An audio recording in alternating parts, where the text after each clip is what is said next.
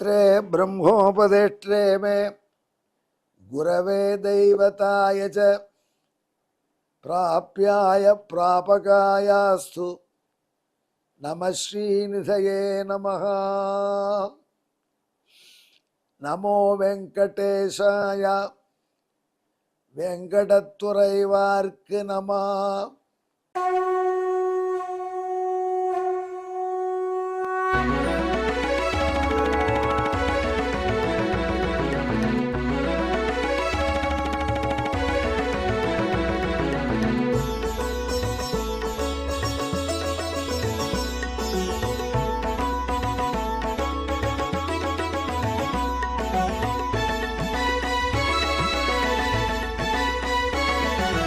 सहस्रनामं सहस्रनामं श्रीवेंकटेश सहस्रनामं सहस्रनामं सहस्रनामं श्रीवेंकटेश सहस्रनामं।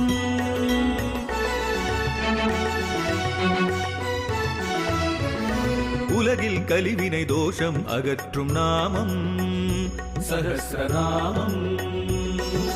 உயர்வுகளை வாழ்வில் அளிக்கும் நாமம் சஹஸ்ரநாமம். திருமலையில் தினம் அர்ச்சனை நடைபெறும் நாமம் சஹஸ்ரநாமம். திருவேங்கடனின் தரிசனம் காட்டும் நாமம் சஹஸ்ரநாமம். சகஸ்ரநாமம் சகஸ்ரநாமம் श्रीवेंकटेश सहस्रनामं सहस्रनामं सहस्रनामं श्रीवेंकटेश सहस्रनामं। அன்பர்களே, இப்பொழுது நாம் திருவேங்கடமுடையாருடைய திவ்ய சகஸ்ரநாமத்திலே 519வது திருநாமத்தை தூக்கப் போகிறோம், அனுபவிக்க போகிறோம். இது மந்திரஹா என்பதாகும்.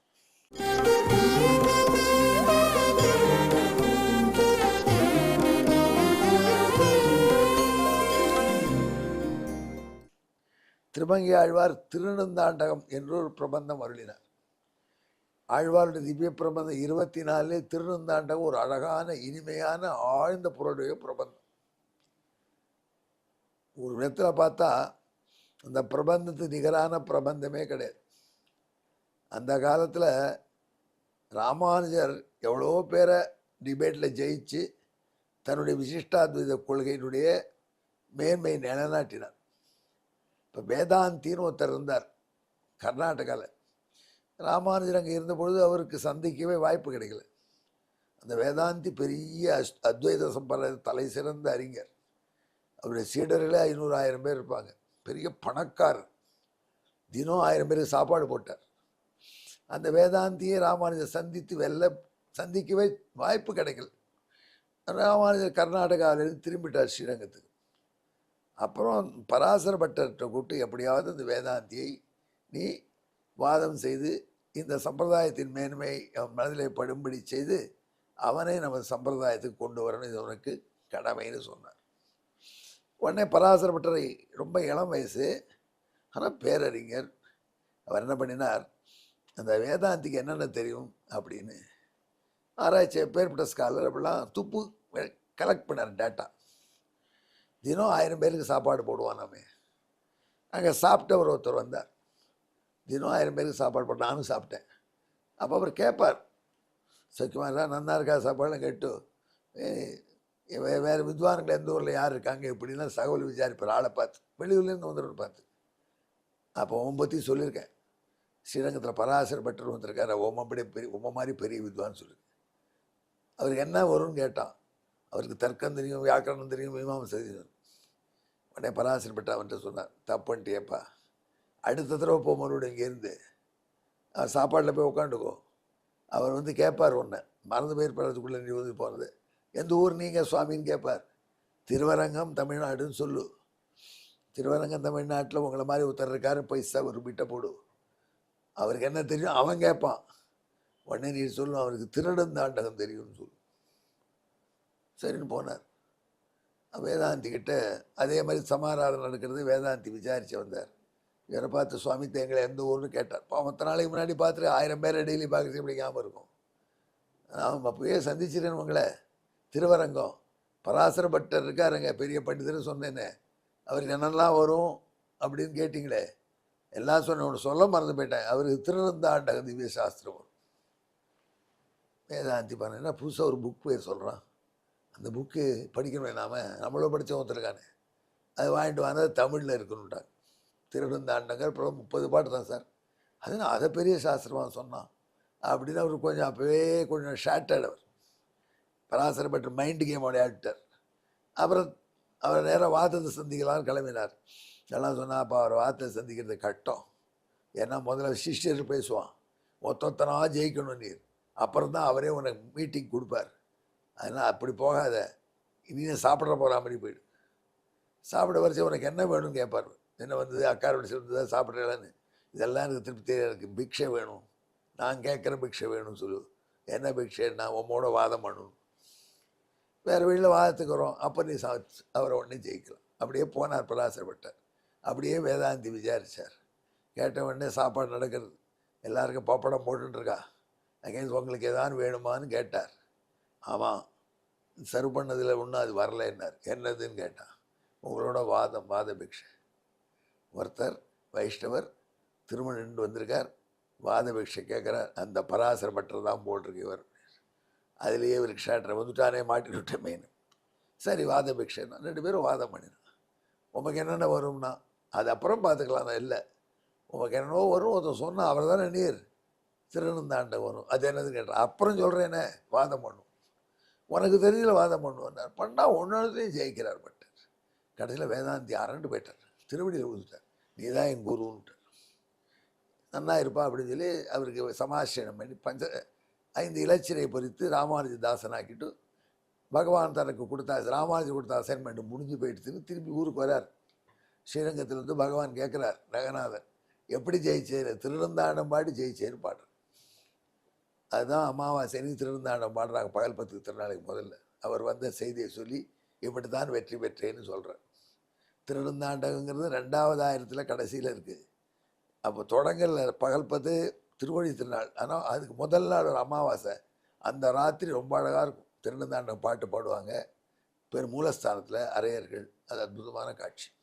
அது ஏன் இப்போ பாடுறாங்கன்னா பராசர் பெற்று வெற்றி பெற்று வந்து சொன்னசி. அங்கே பார்த்தார் நம்ம யார் நஞ்சியர். இப்போ நஞ்சியர்னு சொல்லக்கூடிய வேதாந்தி. அப்போ வேதாந்தி என்ன பண்ணார், பராசர பட்டர் வந்துட்டு போன பிற்பாடு மனசே ஸ்ரீரங்கத்துக்கு போயிடுது. பட்டரோடையே இருக்கணும்னு தன் சொத்து, திரண்ட சொத்து, அதை 3ஆக பிரித்தார். 1/3 ஒரு ஒய்ஃபுக்கு, 1/3 இன்னொரு ஒய்ஃபு கொடுத்தார். 1/3 எடுத்துகிட்டு ஸ்ரீரங்கம் வந்துட்டார். பட்டர் காலில் போட்டார். என்னடாப்பா பணம்னார். சம்சார வாழ்க்கை வேண்டாம், உம்மட்டே இருக்கேன், எனக்கு உம்ம திருவடி வாழ்த்தில் பணத்தை கொடுத்து உம்ம அடிமையாக சிஷ்டார். அப்படியே சரின்னுட்டார் பட்டர். மறுநாளைக்கு பார்த்தார், மறுபடியும் ஊருக்கு போகிற ஆசை வந்துடுச்சுன்னா அங்கேருந்து எவனாவது கூப்பிட்டு ஹிம்சை பண்ணான்னா அதுக்காக சன்னியாசம் பண்ணிக்கிட்டு துறவரமும் பண்ணிவிட்டார். அந்த திருநந்தாண்டகத்தை பட்டர் மூலம் கேட்டார். அதுக்கு பட்டர் சொன்ன வியாக்கியானத்தை எல்லாம் நஞ்சியர் கேட்டு அவருடைய சிஷ்யர் நம்பிள்ளை பெரியவாச்சான் பிள்ளை ரெக்கார்ட் பண்ணி கொடுத்துட்டார் நமக்கு. அதில் ஒரு வார்த்தையை சொல்கிறார் திருமங்கை ஆழ்வார். அந்தணர் மாட்டு அந்தி வைத்த மந்திரத்தை மந்திரத்தால் மறவாது என்றும் வாழ்தியேல் வாழலாம் மடநெஞ்சமே. தன் புத்தியை பார்த்து சொல்கிற மடநெஞ்சே நீ பிழைக்கலாம். எப்படி? அந்தணர்கள் பக்கத்தில் வச்சிருக்கிற மந்திரத்தை மந்திரத்தால் வழிபடும். அது என்ன மந்திரத்தால் வழிபடுறது? திருமங்கை ஆழ்வார் பாட்டு. அவர் முன்னாடி தன்னுடைய பாகவத ததியாரதை நடத்த வேண்டும் என்ற பிராமிஸை நிறைவேற்ற அவர் எவ்வளோ பணம் சம்பாதிக்க வேண்டியது. கடைசியில் வேறு வழி இல்லாமல் வழிப்பறி நடத்தினார். அந்த வழிப்பறி நடத்துறச்சே ஒரு இளம் தம்பதிகள் நல்ல பணக்காரர்களாக வந்து மாட்டின்டா. எல்லா நகையும் கட்டி வை. பெண்ணை பார்த்து திருமங்கலை தரும் இதெல்லாம் கட்டி வைட்டார். ஒரு பொண்ணு இருக்கக்கூடாது, திருமங்கலை மட்டும் போட்டுக்கும் அப்படின்னு அந்த பெண்கிட்ட சொல்லிட்டார். எல்லாத்தையும் கட்டினா ஆண் போன்றிருந்த பிரேஸ்லெட்லாம் கட்டி கொடுத்துட்டார். எல்லாத்தையும் மூட்டை கட்டி வச்சார். போகலாம் அப்படின்னு சொல்கிறச்சே பார்த்தா அந்த ஆண்மகன் கையில் ஒரு மோதிரம். இதை ஏன் கேட்டலன்னார். டைட்டாக இருக்குன்னார். நான் பார்க்குறேன் அப்படி இழுத்து பார்த்துற வரல, பல்லால் கிடைக்க போனார். உடனே அவர் தலையில் கையை வச்சு அந்த இடம் சொன்னான், நம் கலிகனும் ரொம்ப ஸ்டைலாக வேலை திருடுறையாப்பா திருடுறதும் அப்படின்னு சொல்லி தலையை வச்சா அந்த கை தாங்க முடியல. என்னவோ பண்ணுற மாதிரி இருக்கு. வேண்டாம் வேண்டாம், மோதிரத்தை நீ எடுத்துக்கோ, இந்த மூட்டையாவது எடுக்கிறேன் அப்படின்னு மூட்டையை எடுத்தார். அந்த மூட்டையை எடுக்க வரல. ஏதோ பிராமணரே ஏதோ மந்திரம் பண்ணிருக்கதான் மூட்டை எடுக்க வரல, அந்த மந்திரத்தை முதல்ல சொல்லிக் கொடு எனக்கு அப்படின்ட்டு. எனக்கு ஒரு மந்திரம் தெரியாதுப்பா, இந்தோ நீ என்கிட்ட இருக்கிறதெல்லாம் பிடிக்கிட்ட, இந்த மோதிரம் பிடிக்கும் ஆட்சி அப்படி இல்லை, உனக்கு வரல விட்டுவிட்ட. இல்லை இல்லை, நீ ஏதோ மந்திரம் பண்ணி மந்திரத்தை சொன்னால் உன்னை விட மாட்டேன், சொல்ல மறுத்தால் அப்படின்னு கத்தியை தூக்கினார். வாழை எடுத்துட்டார். சொல்ல மறுத்தால் உன் கழுத்தில் வறுத்து உன் உடல் மேல் தங்காது. சரி சொல்கிறேன், இங்கே வா, வலது காதை காட்டுன்னு வலது காதில் அஷ்டாட்சரத்தை உபதேசம். அந்த திருவெட்டெழுத்தை கேட்டான் யார்? அந்த திருடனாக இருந்த நீலன். அடுத்த வினாடி வாடினேன் வாடி மனத்தால் பாடினான், நான் கண்டு கொண்டேன் நாராயணா என்னும் நாமம் அப்படின்னு அந்த வழிப்பறி கொள்ளையனாக இருந்த நீலன் திருமங்கை ஆழ்வாராக மாறிட்டான். அவர் தான் சொல்கிற மந்திரத்தை மந்திரத்தால், பகவானுக்குரிய மந்திரம் அஷ்டாட்சரம், அதை வைத்து யாரை வழிபடணும்? மந்திரமான பகவான். மந்திரம் அவனே, அவனை சொல்கின்ற மந்திரம் வேறு, அவன் வேறு கிடையாது. ஆகினால் அவருக்கு மந்திரம் என்று பெயர் என்று நாரதர் சொல்கிறார். அதுதான் இந்த 519வது திருடம். இது மந்திரன்ற திருடம். இதுக்கு பின்னணியான ஸ்லோகத்தை கேள்வி.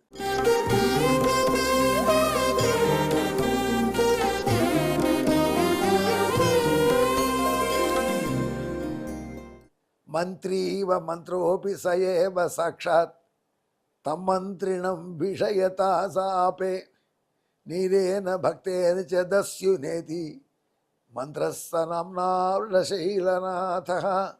மந்திரியாகவும் இருந்தான், மந்திரமாகவும் இருக்கான். அதனால் மந்திரன் என்று அவனை சொல்லு. இதற்கு தமிழ், மந்திரி போல மாண்புடைத்தது மந்திரம் மங்கையர்கோனுக்கு, அதனை தந்த மந்திரியும் மந்திரமும் அவனே, எனவே அவன் பெயர் மந்திரமாமே. நமோ வெங்கடேசாய, வேங்கடத்துறைவார்க்கு நம. நன்றி.